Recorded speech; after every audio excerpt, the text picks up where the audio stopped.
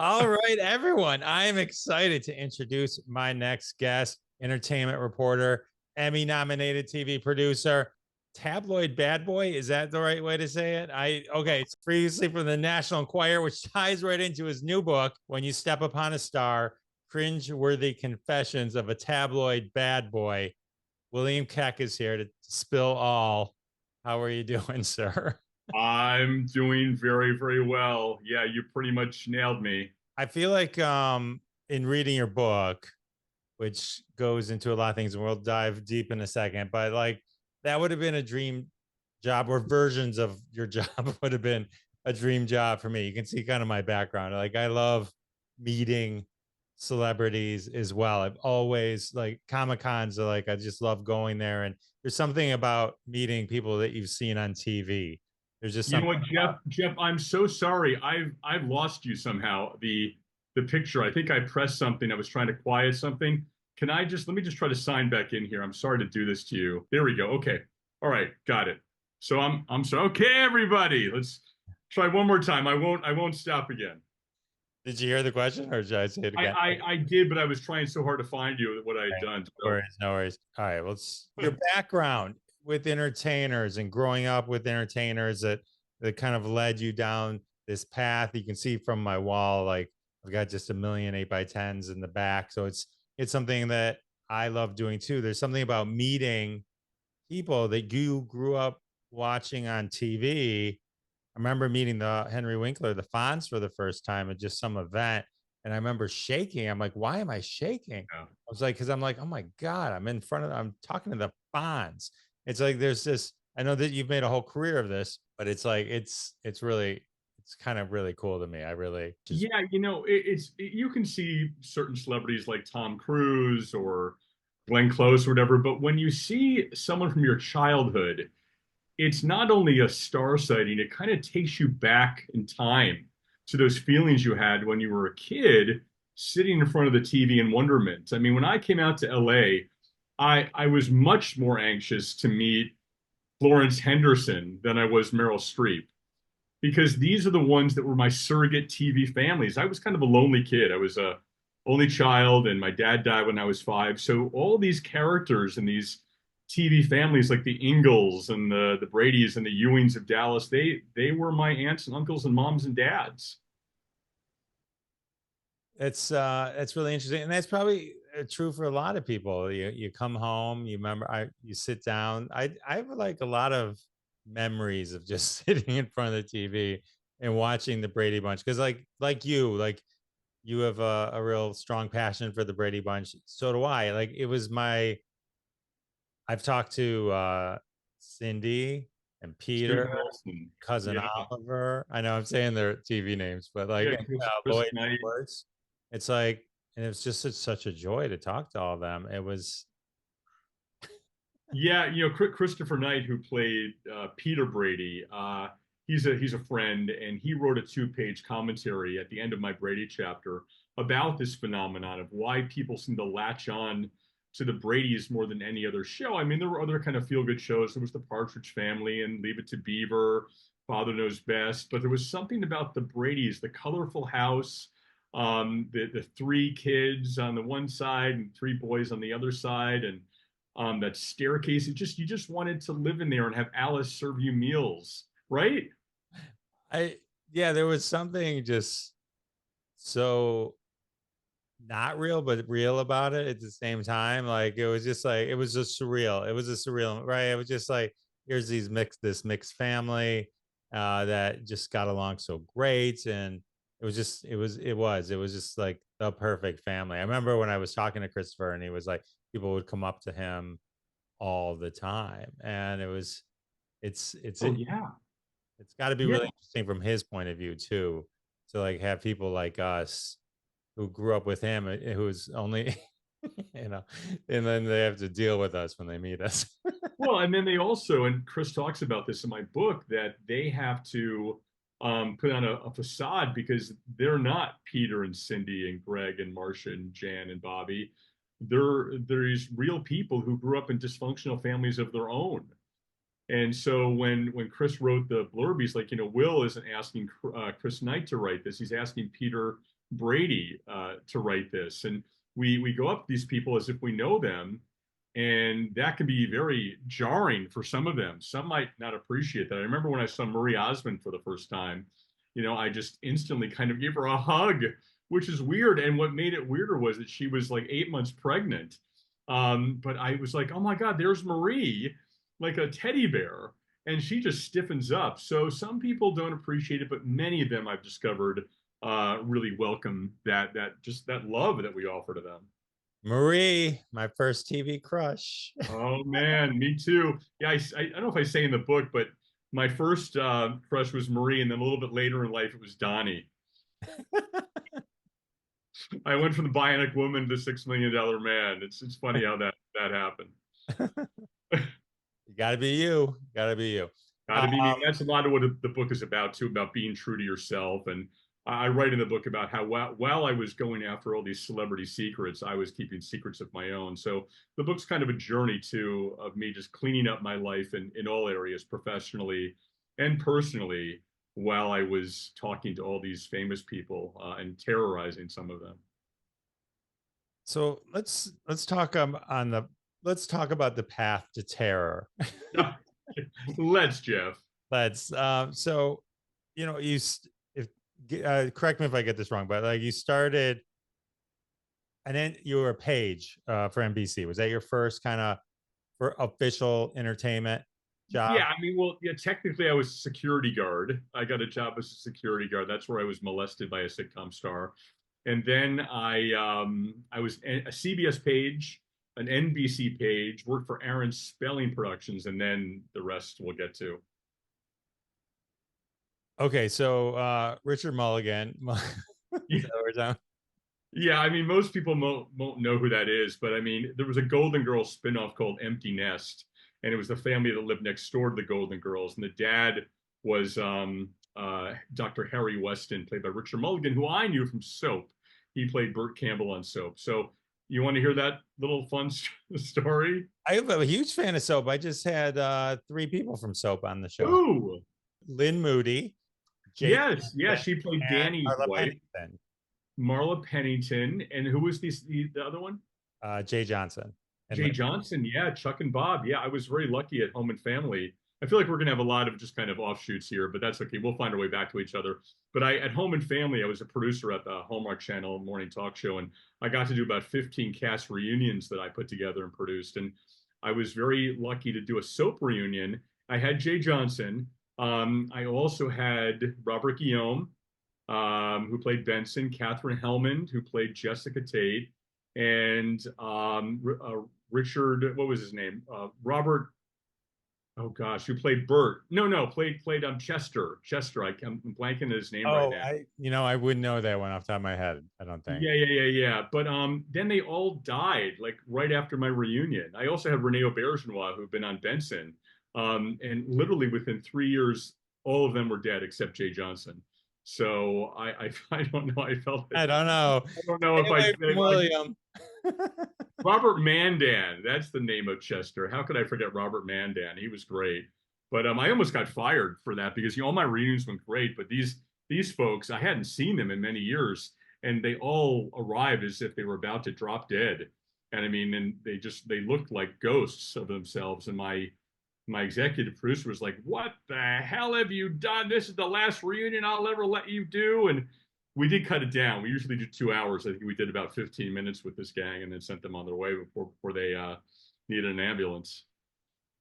It's too bad because that's a hell of a crew you had assembled there. Oh, it was great. It was actually a tribute to Robert Guillaume Benson. He had never really received a big honor. He was so due something like this, and so he was crying and just so happy to see all of his friends there. And what was great, Jeff, is that a lot of people weren't available, but I got all of them to do video greetings. Billy Crystal did a video greeting, and Diana Canova, and Jennifer Salt, who played Eunice, Ted Wass, who played Danny. They all showed up for Robert Guillaume, and it was a really special day in his life. It was great to be able to make that happen.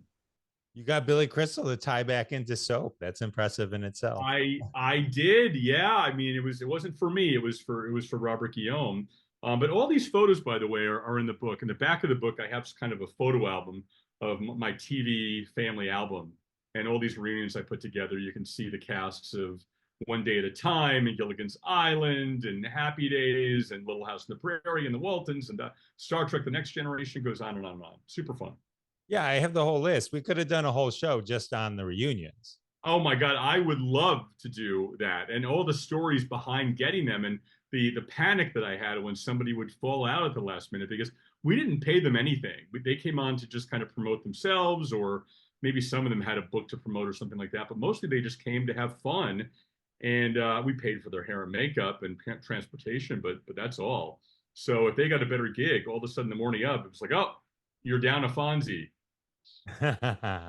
We'll talk after. You'll come back. We'll Okay. Discuss on that. And by the way, so it was Richard Mulligan who grabbed my crotch backstage at the Emmy Awards. That's the person who molested me. I'm not laughing because it happened. I just it's bizarre. I know it's weird. It's weird. And I wasn't even offended. I had just arrived in California. It was my first sexual experience in California. I never thought it would be from Burt, from Soap. Maybe it's his version of a little pat on the butt or something. That's what one of his co-stars who wrote a paragraph in the book. She said it was more of kind of a Goomba locker room grab, between buddies like that. But I don't know. I don't know how well I would do in the locker room if I started greeting people that way. I'll try it. Depends on what gym. Yeah, in West Hollywood, I think it might go over really well. Yeah. Make some new friends. A quote in your book is not intentional to become a predatory car chasing, garage stealing, or garbage stealing celebrity hunter.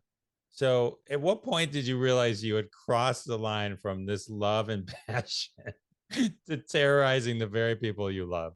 Yeah, I mean, there were a lot of times, but I guess one time when I couldn't help but realize is when I crashed the funeral of John Candy from Uncle Buck and Planes, Trains, and Automobiles, so many great films. And I was pretending to be one of the mourners at the previous service.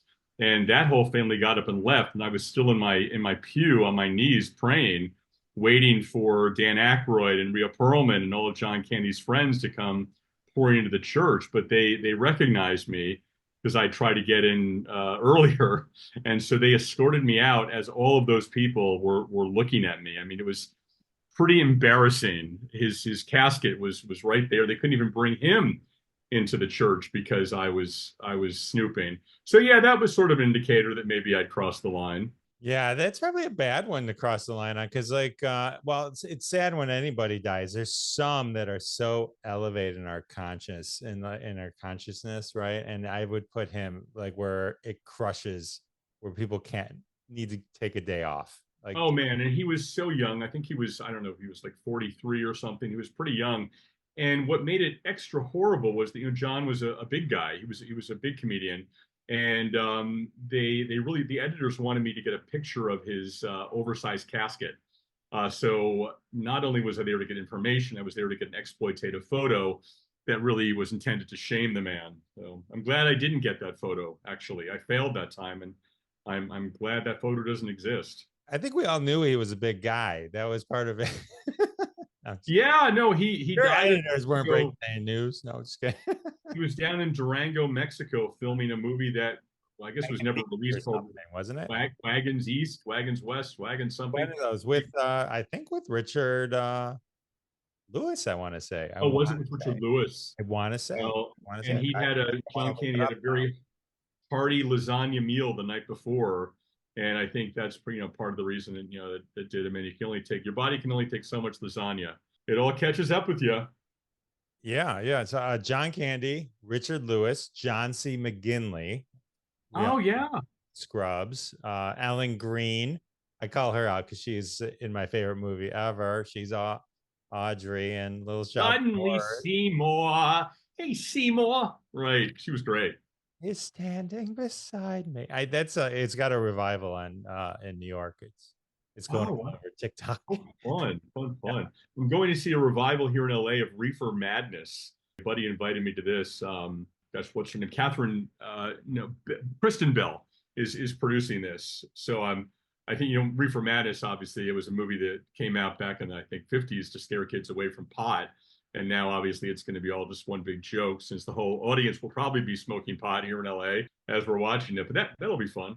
Kristen Bell's awesome. The Good Place, and she's from Michigan. That's my hometown. She's from Oh, Huntington Woods. Yeah. I did not know that. Home and Family, the show that I worked on at Hallmark Channel, our little house where we shot in was right next to The Good Place. So during lunch hour, I could go over and watch, you know, Ted Danson and Kristen Bell welcoming a new guest into the pearly gates. One of the best first seasons of any show ever. I would say that one of the other greatest first seasons, to tie into another one of your stories ever of a television show, was Desperate Housewives, which I know you were really into. Great show. Yes, I was a big fan of the primetime soaps in the 80s, like Dallas and Dynasty. So there hadn't been one of those in a while. So when Desperate Housewives came on, I was all over that. So I ended up being the reporter who was on set more than any other. And I reported a lot of stories that they loved, and I reported some stories that they didn't quite love. Yeah, they all hate Terry Hatcher. Well, I'm not gonna say that. And you know, and time is going on, and I actually alienated Marsha Cross at one point by asking her about some nude photos that had leaked. This was in her home. She had invited me to her house to do a very nice at-home interview to meet her new young daughters, her twin daughters. And that morning, nude photos had leaked. So I asked her about that, and it kind of put an end to the interview. But all these years later, I reached out to her, and she absolved me. She wrote a very nice essay in my book. And she even said all those squabbles that the housewives had seemed so ridiculous with time having passed. They had it made. I mean, they were all making a million. They became household names. They were able to go on to other projects. And yeah, it was a very toxic set near the end, with a lot of them not talking to Terry. And I don't think people were particularly sad when Nicolette Sheridan left the show either. Uh, it's amazing how success can just amplify all these issues. And Sure, and it's also your team, your handlers, and they hear that somebody has one deal, and their job, they feel, is to make sure their client also has that same deal. So if somebody gets Fridays off, then everybody has to have Fridays off, or nobody can get Fridays off. And if somebody has a chandelier in their dressing room, which did happen with the Desperate Housewives, they all wanted to have their designers come redo their dressing rooms and have bigger dressing rooms. Yeah, it just got out of control. It was this one-upmanship that ultimately destroyed the show. I think it would have been on longer, actually, if all this behind the scenes drama hadn't been happening. interesting. All I can think about now is how good a chandelier would look in my office. Yeah, I could see that for sure. I'm gonna put a rider in right when we're done here. As a matter of fact, That's right, the Liberace rider, like a candelabra, and grand piano. oh, I'm seeing it all. Yes, some mink coats, perhaps a fox stole. Okay, so you were a page, or you were a security guard, and you sold some secrets to the Well, national. I sold only one secret. I never Sorry, sold us. You're a reporter. You're getting me on my loose language. Sorry, a secret. a secret. Well, you know, that's kind of shady. I mean, Secret. to sell a secret from your employer is not something I'm proud of. And here's the deal. Here's what happened with that: is I was working at the Tonight Show. It was Johnny Carson's final months and weeks on the Tonight Show, so all these big celebrities were coming on to say goodbye to Johnny. And we were being asked by the producers, and Johnny had also had a voice in this, to seat the older fans in the back, to hide them in the shadows, and to fill the front rows up with the young, quote unquote, good looking people. And this is not uncommon today. I mean, if you watch America's Got Talent or American Idol, it seems like the entire audience is just full of young Californians. But I mean, older people go to this as well. They're just sort of put in the back. So I felt this was pretty shady, especially since Johnny himself was, he's a senior citizen. So I told a friend. The friend said, you could sell this story to the Enquirer. And he set me up with one of the reporters there, and they did buy the story for $2,000. And then that led to me working for the Enquirer for 3 years. That's some good But cake. I never sold another story on an employer. I just worked for the Enquirer for 3 years and did it for a tremendous salary. So when you were at the Enquirer, when you first joined the Enquirer, Yeah. who was like the legend at the Enquirer, where they're like, William, if one day you can top this guy in this thing, you'll be a legend here at the Enquirer. Wow. Well, you bring up have you read the book, Jeff? Yeah. Okay, yeah, it seems like you have because you're zeroing in on some things that other reporters haven't asked me about. It seems like you actually did your homework, and I appreciate that.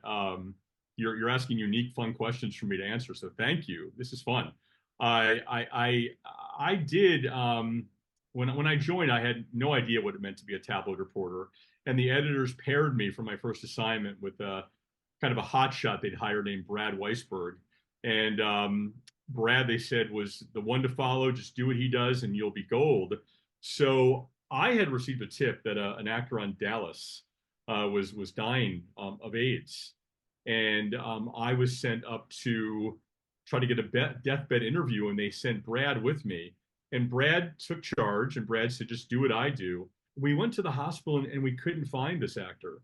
And we went down to the lobby, waited, went back, and couldn't find him again. And Brad said, okay, we're good. I'm like, well, we're good. I mean, we didn't even see him, much less get an interview. He said, no, you don't want to be waiting around here all day. Let's just go to a diner. And we went to a diner, and he wrote the story. He wrote the deathbed interview. And again, I was brand new. I'm like, is this the way things are done here? And I tried to get my name taken off the interview, the article.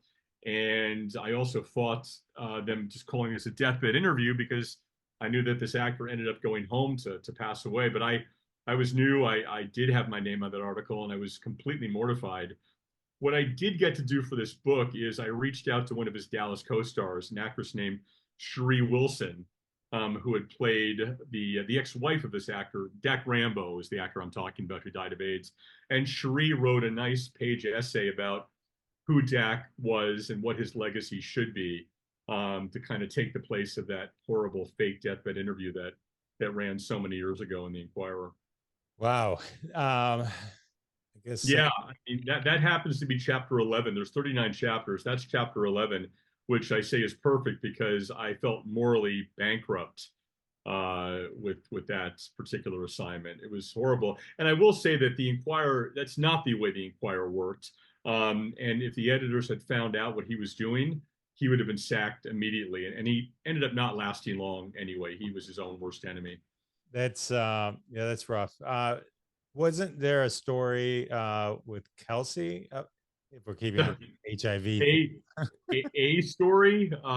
story, yeah. Yeah, speaking of HIV, yeah, right. What a segue. Since we're on the comment topic of I mean, Kelsey is a chapter in my book, and I thought it only fair because I'm 2 pages in Kelsey's book. Kelsey wrote his own memoir and called me out by name. He is actually available on audio in his voice, so you can hear Kelsey in his Shakespearean trained Fraser Crane voice saying, "William Keck, a despicable piece of flesh from the National Enquirer. I invite him to burn in hell. Your mother must be very, very proud of you." When that book came out, I ended up sharing that with my mom, and she was proud of me. She was thrilled that I was in Kelsey Grammer's book. But yeah, no, I mean, we were both bad boys at that time. He was getting in some trouble. I was put in charge to find out his troubles. Our paths crossed, and yeah, I mean, I stole the guy's garbage to find out some dirt on him, and I did get a fake report, a very fake report that he was HIV positive. Not true. He wrote about it in his book, or I wouldn't even be talking about it now. But I had to go to his girlfriend at the time to ask about this. What I didn't know is that morning that I talked to Tammy, his ex-fiance, was the day of their engagement party. So what a horrible topic to introduce to their day as they're about to prepare for their engagement party, welcoming all their friends. A lot of regrets. I do. I have a lot of regrets. Yeah, there seems to be a lot about Kelsey trying to prove that his fiance is a hooker. Well, he wasn't proving that. I mean, I am you or the Meg. yeah. Well, Tammy, his ex-fiance, she's become a friend. We actually always sort of stayed in touch throughout the years, long after she and Kelsey split. Tammy also wrote a commentary in my book to talk about the end of her relationship with Kelsey. It turns out that Kelsey ended the engagement through their therapist. she found out that they were done by a call from her therapist, and that led Tammy to actually contemplate taking her life. But thank God she didn't, and she actually has an amazing life now that she talks about in the book.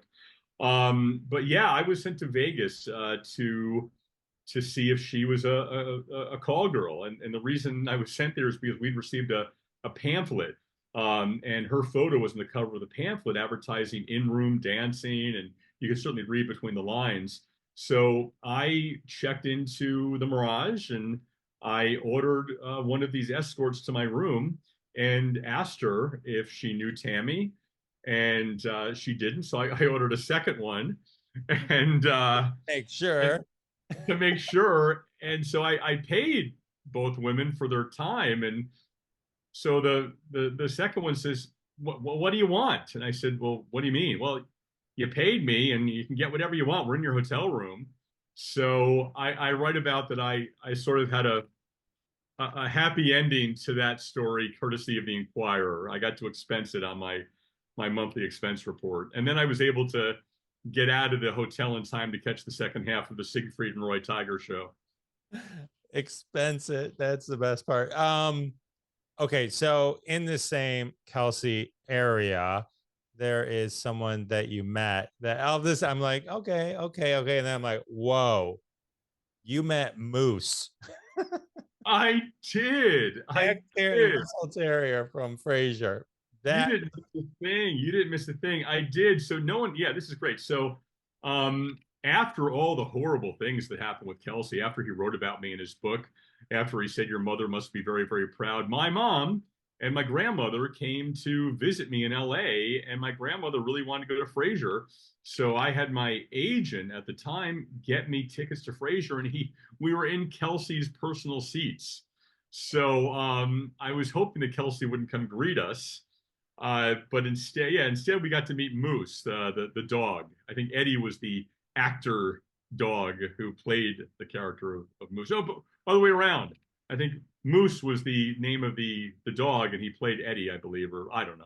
yes, Anyway, he was that's lovely. 100% correct. Yes. Lovely, lovely dog. I did meet Kelsey in person a while later. It was at a Emmy Awards red carpet, and I was going to try to get the confidence up to say my name, William Keck.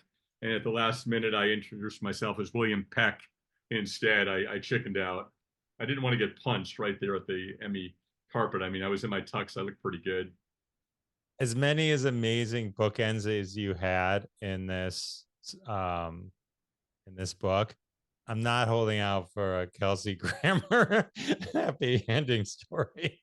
Oh, well, I will say that Kelsey, I did send the chapter to Kelsey. I don't know if he personally read it, but his publicist did. He's very friendly with his publicist.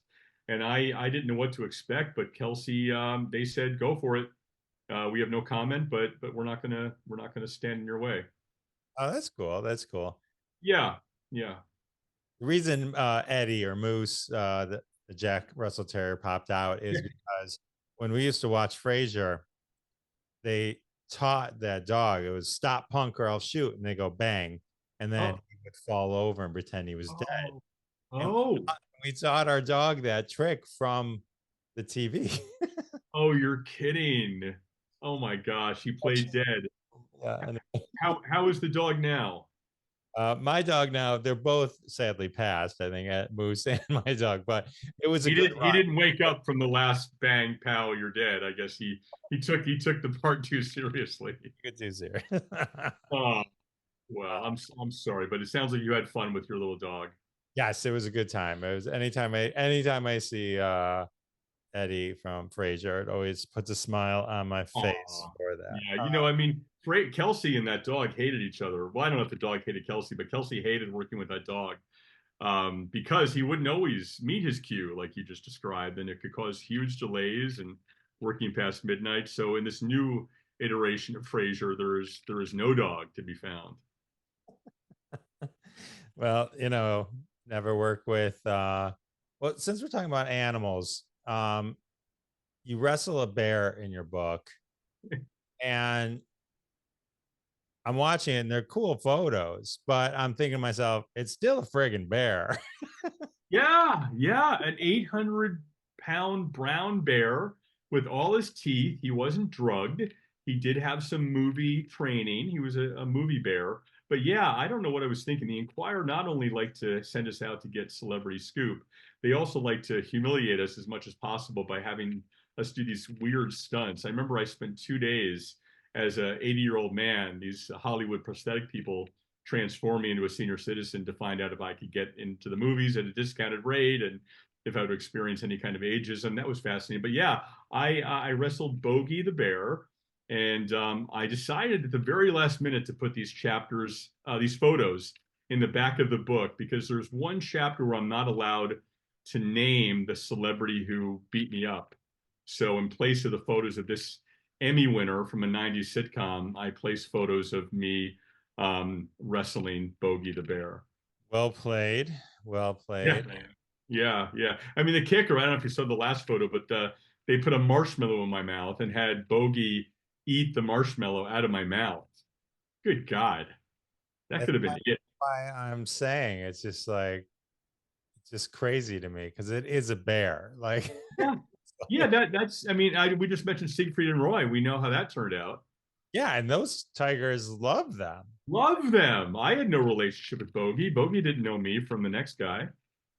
All right, I'm gonna read off Emmy Award winners from the '90s, and you just nod when I hit the person. Oh, no, I'm not playing the game. I'm not doing it. Or I'll just nod the entire time, nod and try not to blink. Totally kidding. So, There's some clues in the book. People may be able to guess, once they read the chapter who it is. oh well, it's go read the book, everyone. We're not going to give any more clues on that one. Um, so some of the stories were like "f you," and then the next second they're like, "Oh, yeah," like the Lindsay Wagner one. You Oh know, yeah, he busted into her father's funeral. Like that one. yeah. That was an FU that was almost completely instantly reversed. So I was sent to her dad's funeral, not to cover the sad service, but Lindsay, the Bionic Woman, was dating a much younger man. So they wanted me to report on this May December romance. So I came with a photographer who was in the bushes, and he was able to snap some photos of Lindsay and her boyfriend. And then when Lindsay came over to introduce herself to me to ask how I knew her father, I said, "Well, I didn't. I'm actually with the Enquirer." And she said, "Well, why?" I said, "Well, we have photos of you and your boyfriend here." And our photographer Vincent got up and waved from across the street. He got up out of the bush, and Lindsay's like, "Well, you got the photos. What do you want?" I said, "Well, I maybe a caption." And she said, "All right, I'll give you a caption. F you." And keep in mind, this was my idol. I mean, this was it. I always wanted to meet Lindsay Wagner, adored her. And here she was telling me F you. And I said, you're absolutely right. I am so sorry. This is a gross invasion of your privacy. And she took pity on me. She called me back. And what I didn't realize is that Lindsay and her boyfriend were trying to launch a Native American inspired jewelry line. And so they ended up taking control of the narrative. And the article that appeared in the Enquirer was about their jewelry line. So it helped them. So what turned out to be started out as a really kind of nasty, ugly invasion of their privacy turned out to be something that helped them. And Lindsay, I got to give her credit. All these years later, she's one of the many celebrities who writes a blurb in my book supporting my ability to change my evil ways.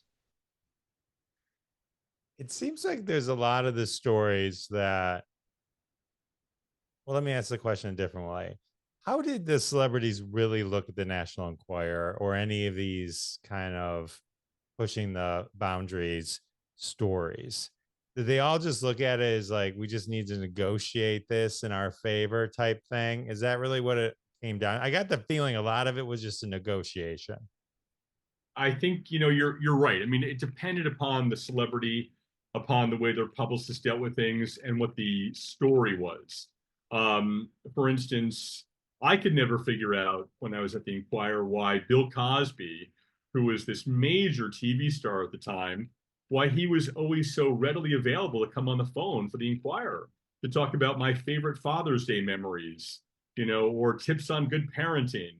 Uh, the reason is that all the stuff we know about Cosby now, they knew back in the day. they had a whole dossier on him locked away in a safe in Lantana, Florida, and Bill knew that, and so Cosby knew if he didn't come to talk to the Enquirer, that much worse stories could land their way into the paper. So that was a form of negotiation. There could be we could find out that a celebrity was getting divorced and that they were about to remarry, and the celebrity would say, "Listen, if you don't write about my divorce, I'll let you come to my wedding and do a happy story about that." So yeah, deals were made all the time. One time I received photos from an insider, a source, nude photos of Don Johnson, because Don Johnson's Johnson, and we didn't run we didn't run them, but we kept them just in case they were needed for a rainy day. That's a missed headline. That should have been run anyway, even just for the headline. On Johnson's Johnson. Don Johnson's Johnson, That would Johnson and have gone. Johnson. That would have been one Yeah, of those. that was actually the vaccine that I got, John Johnson and Johnson. I did want to point out from the Lindsay Wagner story, just in terms of changing times and how we look at things now, but she was 45 and the boy toy was 28, right? Like Yeah. today, that would be 10 years. If Leonardo DiCaprio was 45, that would be 10 years too old for him. A 20. Well, right. Yeah, I mean, exactly. Things have changed. And gosh, and I remember I was right around the same age as that boyfriend, and I was so jealous that he was getting to date Lindsay Wagner. And now I'm older than Lindsay was then. So things really with time and distance, you see things in a totally different way. Good for her. Good for her. Yes, that was. She's an amazing person. I do have to say, she really has. She does a lot of seminars on mind, body, spirit, and I got to do one of them recently. She's really all about helping people have a better life. So she really is the bionic woman superhero in my book. Literally in my book.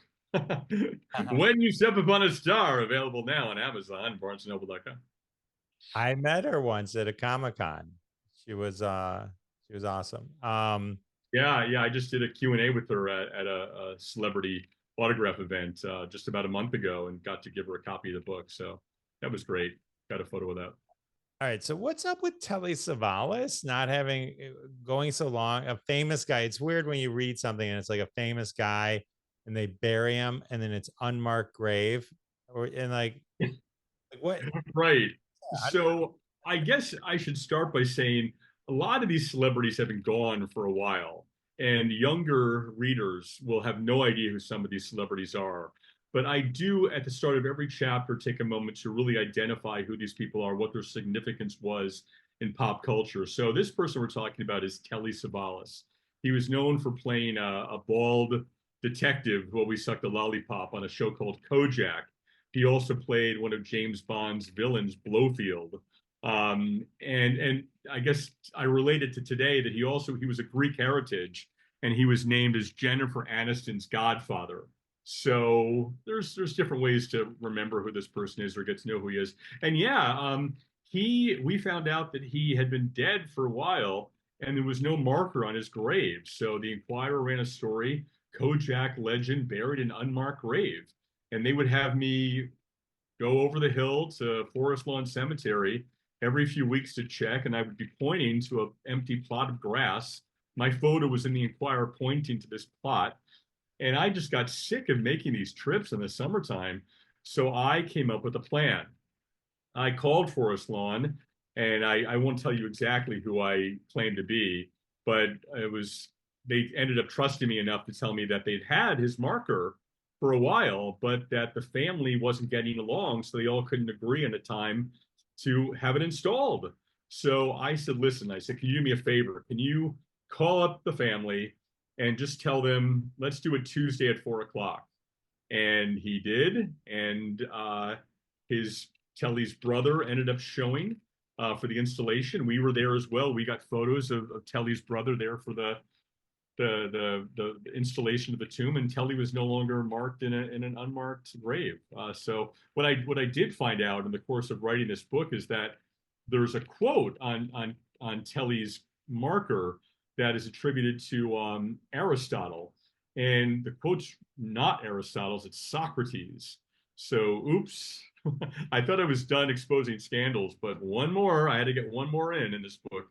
Who loves you, baby? There you Who go. loves you, baby? That was his catchphrase. That's right. Who loves you, baby? And Phil Hartman from SNL, he used to play him in skits on Saturday Night Live, and it was Kelly would do ads for something called the Players Club, where you can check into a hotel and get some gambling chips. And Phil Hartman did a spoof on that called the Players with Yourself Club, where you get an hour in a room with unlimited Kleenex and Vaseline. So one thing that kind of just popped out, it wasn't like a main focus or anything, but it was it was a story and stuff. It was a photo of you and Robin Williams taken very Mm. shortly before he sadly left us. I What was it like just be I always ask this anyway, like what was it like just being with Robin Williams? Because I mean, no one doesn't describe that as just a force of nature, but I mean, what was it like? Fabulous, fabulous. It was just a few months before he took his life, and I could see the weight on him. I'd met him a few times, but this particular meeting was extra special because I met him with Pam Dauber, Mork and Mindy. They were together again for the first time since the show ended in the early '80s. So I got to sit with them, and he was always just a charming man. I always thought about the photo op, and a lot of years I send out Christmas cards of me and a reunited TV cast. So for this particular photo with Pam and Robin, I wanted to wear those trademark Mork suspenders, those rainbow suspenders he always wore. So I picked up a pair the morning of the interview, but all I could find was a children's pair of suspenders. So during the entire interview, these suspenders are pulling up on my jeans, and I am in such pain in my crotch area. And I was trying to disguise it, but there was a moment in the interview where Pam Dauber mentioned the word balls. And I saw it as an opening to say, by the way, mine have been killing me for the last half hour. They both laughed. Robin looked down at my jeans and said he could tell what religion I was. You know, that was a signature joke that he had. Oh, I can tell what religion you are. And then we did a photo, and you can see this photo in the book. He did the Nanu Nanu sign with his hands. I didn't even have to ask him to do that. Such a sweetheart. Treasured moment, treasured memory. It sounds like an amazing moment. I will take a second to point out that Pam Dauber went to my high school, Oh, where? North Farmington High School. And Robin Williams is from Michigan too. He went to school here as Oh. well. I Yeah, a think lot of my best friends for forever have were from Michigan. I don't know what it is. There's good people who were raised on Michigan farmland. we're all good people. We're very good people. Even you, Jeff. Even Yes. even me. Um, so all right. So the best part of the Audrey and Jane Meadows story Oh God. was that you show up and she's hiding her diagnosis, and then you show up and she's like, "Oh crap, they figured us out." Yeah, so we need to explain this one too, who these people were. So there were a couple red-haired sisters, Audrey Meadows, who played Alice Cramden on the Honeymooner sitcom back in the 50s, and then her sister Jane Meadows, who really was most famous for being married to Steve Allen, who was one of the hosts of The Tonight Show. So these two women were close, but also there was great rivalry with their careers. So, yeah, I was sent to Audrey Meadows, the Honeymooner star's hospital room because we had heard that she was getting over pneumonia. I tried delivering flowers. I saw Audrey in her hospital room. She looked pretty good. So all I could do was report how she looked because I didn't get an interview. She kicked me out of her hospital room. But my editor really needed me to write some quotes about how she was on the road to recovery. And I said, Jerry, I didn't get those quotes. I have no idea if she's healthy or not. He said, Kecky, I really, really need you to do this for me. He put pressure on me, and I caved, and I gave him some quotes that Audrey was on the road to recovery with her little bronchial infection cleared up. By the time the article came out that Audrey was on the road to recovery, she was dead. So here's my byline on a story about Audrey back to health. And there was a brand new publisher at the Enquirer this week who came to the LA office to meet us all. And he met me. He said, "Oh yeah, Will Keck, you did the Audrey Meadows story. Nice job on that." and I couldn't throw Jerry under the bus. So I bucked up, I took it, I said, yeah, I won't make that mistake again. And then, yeah, before Audrey died, in between me finding that story and Audrey actually, well, she had died, but the article hadn't come out yet. My editor wanted me to call her sister Jane to get photos of Audrey. And Jane only found out about her sister dying because of my snooping in the hospital room. So, rightly so, Jane called me a ghoul and hung up on me. Have you ever been called a ghoul, Jeff? I have not been called a ghoul. No. Yeah, I like that word ghoul though. It's a good word. You know, it's ghost is Very unique. overplayed. Gotta give Jane credit. That was, she pulled out a unique one for you. What a great word. Yes, I was a ghoul. And I was a ghoul. I was a ghoul many times. All right, let's talk about a more, I think a more fun one, which is your relationship with Phyllis Diller. Oh my gosh. So Phyllis Diller, again, for people who need to know, this crazy wild-haired comedian, kind of a precursor to Joan Rivers, I guess, always made jokes about her mysterious husband Fang and her ugly looks, and she had great quotes.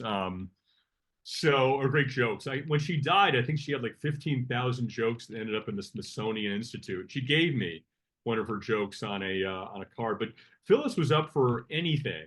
I talked about dating her because when she was lonely, she would call me up and we would go to her favorite Mexican restaurant and she'd get loaded and then I'd have to drive her back. And she lovely before the margaritas, but she got to be a nasty drunk by the end of the night. But I got to say, I was going through her drawers one time, and I found these photos of her after she'd had some plastic surgery. She'd had this really invasive facial peel where her face looked like hamburger meat. And I said, "Hey, Phyllis, these are cool. Can we run them in the Enquirer?" She's like, "Sure, go ahead. Why not?" So love Phyllis. And yes, she was lonely, even though she talked about this husband Fang. She had been divorced for many years. And so I started a contest, kind of like a precursor to the Bachelor, to find Phyllis her next husband. And so we had photos submitted from all over the country wanting to go on a date with Phyllis Diller. And in the end, she wanted to go with this kind of good looking younger guy in Palm Springs who played golf or was very active. But I encouraged her to choose this movie star looking guy. There was this beautiful older photo taken of him, black and white, looked like Gregory Peck. And so she begrudgingly agreed. Well, this photo had been taken about 40 years earlier, and this man showed up almost in a wheelchair. His suit was covered in dried mustard. He could barely move, and Phyllis looked like she wanted to kill me. So I'm sorry, Phyllis Diller. She did reach out to the runner-up though, and they did go out on a date. So hopefully Phyllis got laid. Oh man. Do you want to spill dirt on Ellen DeGeneres? Well, there's no dirt on Ellen. I mean, there's a ton of dirt on Ellen. I mean, out here in LA, we all heard the story. So when that whole thing broke about her not being nice to her staff, we were like, of course, we've known that. But no, I was the bad one in this story. I was backstage at the People's Choice Awards. I was covering for USA Today, and I was interviewing Ellen and her wife Portia de Rossi. And it was a very pleasant interview about their Christmas presents they just exchanged, and they each purchased very expensive sports cars for each other, as we do. I'm sure, Jeff, you and your friends and family all exchange sport cars. So as I'm talking to the ladies, Ellen is petting the collar of my tuxedo. And I will confess that in a moment of weakness, I had purchased a tuxedo with a real fur collar. It was on sale at the John Varvatos store on Melrose, and I weakened and I bought it. And Ellen said, "This is a lovely tuxedo. This isn't real fur, is it?" And I said, "Well, actually, yeah, it is." And she just recoiled. She and Portia jumped back. And Ellen said, "Gosh, I liked you, but I don't like you anymore." And I understood, and I think there's a pattern here with Lindsay and with these celebrities. It happened with Mary Tyler Moore once. When I took responsibility and I said, yes, this is a gross invasion of privacy, they would soften and see me. They wouldn't see me as just a reporter. They would see me as a 20-something-year-old kid in over his head, trying to carry out his boss's orders. And so Ellen softened, called me back, and gave me a fine interview. as long as I promise to get rid of the tuxedo. It's uh, now buried in my backyard. with a few other secrets. So, Yeah. Oh, good. I like that. Yes. all right. So this is another cool story. Kirstie Alley, one of the best sitcom stars ever, hilarious. Yes. Rebecca Howe from Cheers, and then she went on to Veronica's Closet. I ran into her when she was doing a show called Fat Actress for Showtime. Yeah, loved her, Jeff. And so the Scientologist didn't want to kept you from interviewing her. Yeah, this was weird. I mean, I think people are really intrigued by the Scientologist, and there's lots of stories, not sure what's true, what's not true. I can tell you that I've met many of them, John Travolta, Tom Cruise, the nicest guys, honestly. They look you directly in the eye, they're present with you. So there's something right about people who sign up for this religion I don't understand. But yeah, I was all set to interview Kirstie for Fat Actress. 2 days before the interview, I got a call from her manager saying, Will, I'm sorry, but you can't interview Kirstie. You ended up on the Scientologist suppressives list. And I'm like, oh, I've never met Kirstie before. I don't think I've ever done anything to alienate the Scientologist. Well, it finally occurred to me yet another Kelsey story. That same time, I was on the red carpet with him when I said my name was William Peck. I had asked him about why Kirstie had not guest starred on Cheers when on Frasier rather, when every other Cheers actor had guest starred. Ted Danson, Shelley Long, and Woody Harrelson, Rhea Perlman, John Ratzenberger, George Wendt. They had all been on, but Kirstie had not. And he said, well, we've asked Kirstie several times, but she won't do Frasier because I played Dr. Crane, a psychiatrist, and Kelsey, I'm sorry, wow, I need to take a drink of water here. And Kirstie is a Scientologist, and Scientologists don't believe in psychiatry. So I was like, wow, that's an interesting item. This was for Entertainment Weekly. And we reached out to Kirstie to get her response. And Kirstie said, I will give you a quote, but I want it to run exactly as I give it to you with no edits. We agreed. And the quote was, the only way I would ever do Frasier is if I get to do Frasier. And we ran it. I thought it was a win-win. It was funny. It was a quote from her. But apparently the Scientologists were not happy that I was calling out the way the inner workings of the church worked, and it made them seem like they didn't have a sense of humor. So yeah, I ended up on the list until I got off the list. And then Kirstie invited me back to her home to do an interview. But by then her show was bombing, and USA Today passed on the opportunity. Oh, well, at least you got off the list. So I got off the list. I did. Yeah. I may be back on it now with the book. I don't know. I hope not. all right. Well, we've been spending a lot of time together, and I thank you, but I have one more, just one Oh more. yeah. No, please. Absolutely, Jeff. And that is Adam West. Oh, Batman. But I also want you to talk about Burt Ward. Okay. What do you want to talk about? Well, because I know you. So when I've interviewed Burt Ward twice, and so the second time I actually found a copy of his book.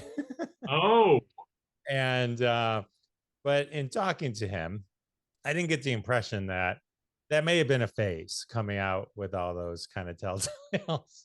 But you were on the in the book. I think you had you had a quote on the back cover of that book. yeah. This To was him at that weird. time. You know, I mentioned that I reached out to a lot of celebrities who were in the book to give them a chance to respond, and a lot of them do. I crashed Melissa Gilbert's wedding, and she writes a commentary on her thoughts on that. And Bruce Willis, he's not in a place to speak now. He had threatened to burn down my house, but Sybil Shepherd, his moonlighting co-star, she writes a nice essay on his behalf. But yeah, I had interviewed Adam West back in the day several times. I was also sent to Hawaii to interview his daughter, who was in prison for trying to brutally murder her in-laws. And because Adam's no longer with us, I reached out to Burt Ward, Robin, the boy wonder, and I thought Robin would really jump at the chance to contribute to my book because years earlier he'd come to me to ask if I would write a blurb for the back of his book, Boy in Tights. Yeah, Burt Ward, my life in tights, I think it was.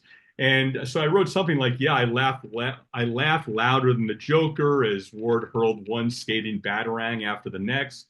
So at first, Burt said, "Yes, I totally remember you doing that for me. I would be happy to write a commentary. I loved Adam."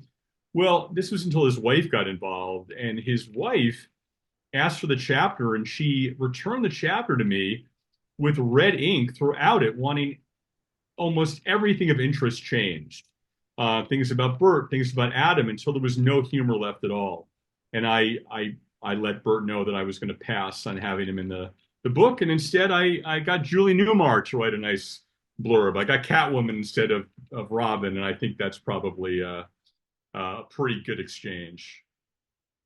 Catwoman's awesome. Julie Oh Newmar's man, awesome. Yeah. so sexy. Yeah, she's like 90 now and still looks amazingly perfect. I I'm saw excited pictures for of her her. at like a show she just did. Oh my Yeah. gosh. Yeah, I think it was like 2 months ago. She looked incredible, didn't she? Amazing. It Oh, killed me though. I was there at that event, and they kept on announcing last chance to get an autograph with Julie Newman. Julie Newman only available. I'm like, oh man, who is this twit? She's a legend, Julie Newmar, not Newman. that is horrible, horrible, horrible. But what Yes, that or whoever that announcer was needs oh, to go read my ahead. book to remember who these people are and I know. show them the proper deference that I do at now. I do. I didn't at the time, but now I've made amends with them, and there's a life lesson at the end of every chapter. And like I said, a lot of the celebrities use the book as a chance to explain things from their side of the fence. Well, I mean, I know we've only known each other for a short period of time. So, but like it seems that you probably were able to come through this because there's nothing douchebaggy about you at all. Like you Oh just, man, and I mean that, you know what I mean, right? And it was like you seem like the nicest guy. And so I can see where everyone's like, all right, we can be friends with this guy because there's doesn't seem to be any real negative qualities in you other than the fact that you did these crazy things that they probably didn't like when you were doing them. So I well, hope I you don't mean, mind me saying it like that, but it's like no, I mean, thank you. I do appreciate that. And I will say that the Enquirer, that gang I worked with, they were the best bunch of guys and girls. I mean, really good, fun, supportive people who had families and went to church. I think they had to go to church because they had so many sins to confess. But yeah, I think that like The Sopranos, you can throw a great party and be a great dad and have great friends, and you just kind of every once in a while throw a body into the river. And that was kind of my life at the Enquirer. Good people doing bad things involving cement and bullets and swimming with the fishies. well, William Keck, I will focus on always trying to stay on your good side.